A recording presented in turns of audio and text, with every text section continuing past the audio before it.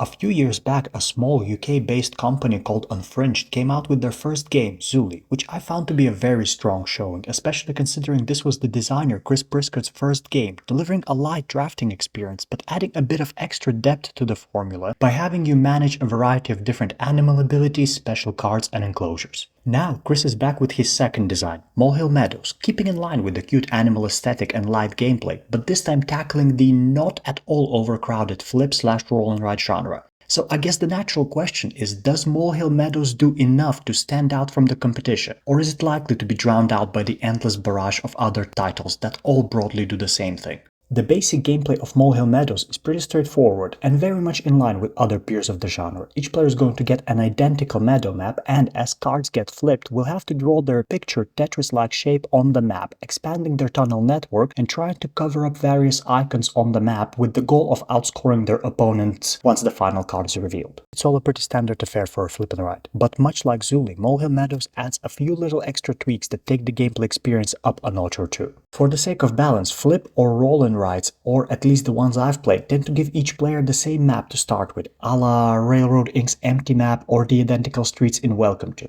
It's a great way to ensure that everyone starts on equal footing and that player choice remains the main driving factor in deciding who's won the game at the end, while all the variety comes through the dice rolls or card reveals. Molehill Meadows starts in the same place, with everyone's meadow map being absolutely identical, but then adds a small but impactful bit of player choice before the game kicks off proper. You see, scattered around the map are these impassable rocks you cannot tunnel through, and the first 3 cards you reveal from the deck are actually additional rock shapes you are meant to add to your map. You can put them anywhere you like, shove them in the corners where they won't get in the way, use them to block out some of the molehills that could score negative points if you draw a tunnel on them, or cover up some of the flowers that are not part of this game's scoring conditions. The choice is yours, and there's a good chance you'll regret it regardless, as the shapes that come out just flat out refuse to support whatever clever plan you had concocted. But the fact that you have that choice adds a nice little extra layer of strategy to the game and increases its replayability value as you experiment with different layouts, while the fact that the rock shapes you have to add are more likely than not to vary each game keeps this element of Molehill Meadows from becoming a solved puzzle. The other change is my favorite addition to the game, and it again is all about empowering players to tailor the gameplay experience to best suit their needs, about making everyone's game feel more unique and giving players an extra layer of control and strategy in deciding how to best draw their tunnels and which goals to pursue. One of the icons you will be tunneling through during the course of Molehill Meadows are worms,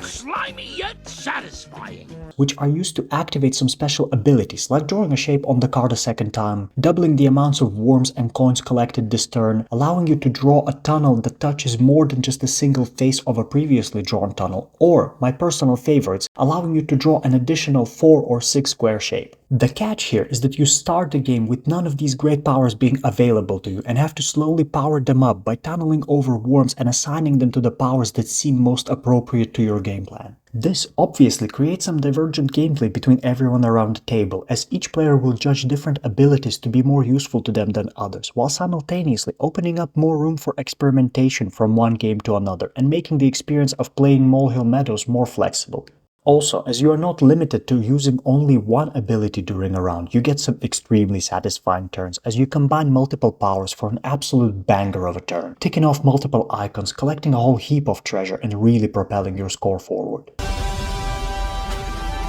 Taking a step away from gameplay for a second, I'd like to briefly talk about the graphic design and art of the game. On the graphic design part, Molehill Meadows is about as clear as can be. Now, this isn't exactly surprising, given that this is a flip and ride and not a 4-hour Euro with a million different actions that starts looking more and more like an Excel spreadsheet before you're done with it. But I think it's still worth mentioning, because stuff like that just makes the game more accessible and much easier to introduce to others. I told this to my partner recently, and with how self-explanatory the icons are, she picked it up in no time at all and didn't really need to clarify much, if anything, during the game. As for the actual art, though I think the map each player gets is nice and successfully elicits the quaint and peaceful image of the meadow, the real standout, by far, are the tunnel cards. Each of them has a unique image of the game's central mole character interacting with the shape on the card, which doesn't just liven up what would have otherwise been a very boring looking card, but also helps add a ton of charm and personality to the game. I do have a couple of nitpicks though. First of all, the game doesn't come with any pens or pencils. And look, Everyone has a pencil, and Welcome To does the same thing, and I get it, keep the cost down, keep the price down, it all makes sense. I'm just saying.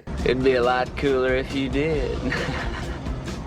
The other nitpick, and I call it a nitpick because I suspect that true die-hard flip/roll and ride fans won't really care about this at all, but Molehill Meadows doesn't do anything to address the inherent lack of interactivity that is usually present in the genre. The box says you can play it with up to 100 players, this only being limited by the fact that that's all the maps you get in the box, but it'll be the same experience whether you are playing the game solo or with 99 additional players. And I personally wish there was just a little bit of something that would make playing with others a little bit more exciting. At the end of the day, only time will tell if Molehill Meadows does enough to stand out in the crowded market, but I think the gameplay changes are interesting enough and offer enough additional depth, decision space and flexibility to the game to make it worth checking out, while the extremely charming art on the cards is a nice cherry on top that is bound to make your experience with Molehill Meadows more memorable.